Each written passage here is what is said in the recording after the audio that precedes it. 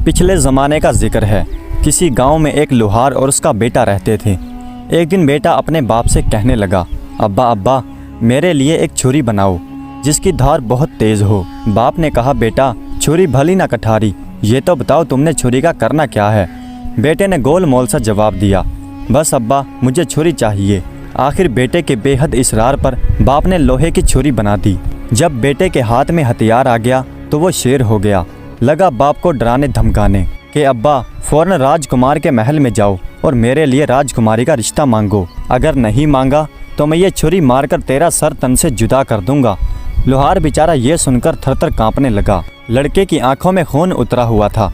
लोहार उस घड़ी को कोसने लगा जब उसने बेटे को छुरी बनाकर दी थी। अब सोचने लगा कि करूं तो क्या करूं, उधर कुआं इधर खाई।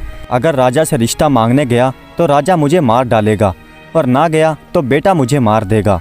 आखिर काफ़ी सोच विचार के बाद उसने फैसला किया कि यूं मरने से बेहतर वहां मरना बेहतर है। चलो राजा के पास चलता हूं, चाहे कत्ल ही क्यों ना हो जाऊं। बात तो हो जाएगी कि लोहार राजा से रिश्ता मांगने आया था।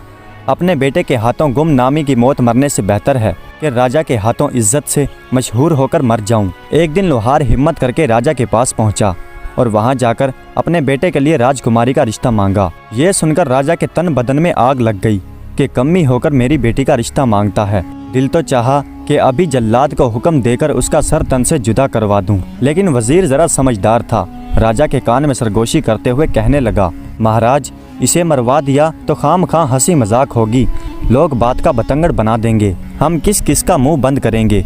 अक्लमंदी यही है कि हम किसी तरह से इसे टाल दें, सांप मरे और लाठी भी ना टूटे।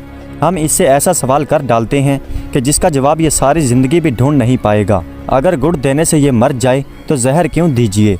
उसके बाद वजीर लोहार से मुखातिब होकर बोला, मियाँ लोहार, हम राजकुमारी का रिश्ता तुम्हारे बेटे से करने के लिए तैयार हैं, लेकिन उसके लिए हमारी एक शर्त है कि तुम्हारा बेटा कोई ऐसा काम करे जो आज से पहले ना किसी ने किया हो और ना किसी ने देखा हो। लोहार शर्त सुनकर वापस लौट पड़ा और अपने जिंदा बच जाने पर खुदा का लाख शुक्र अदा किया। घर आकर उसने अपने बेटे को ये बात बताई। दोनों बाप बेटे ने गांव छोड़ने का इरादा किया और इस शर्त को पूरा करने के लिए सफर पर रवाना हो गए। चलते चलते एक घने जंगल में पहुंचे। क्या देखते हैं कि एक आदमी शरी यानी शीरस के दरख्त के नीचे बैठा है। जमीन पर चारों तरफ शरी के पीले पीले फूल बिखरे हैं। आदमी ने चूल्हे में अपनी टांग डाल रखी है और पैर में से तड़ातड़ आग के शोले निकल रहे हैं। चूल्हे पर खोलते हुए तेल की कड़ाही रखी है और वो पकोड़े तल तल कर खा रहा है। लोहार और उसके बेटे ने जब ये अजीब मंजर देखा तो वो हैरान हो गए और एक दूसरे से कहने लगे, ये काम तो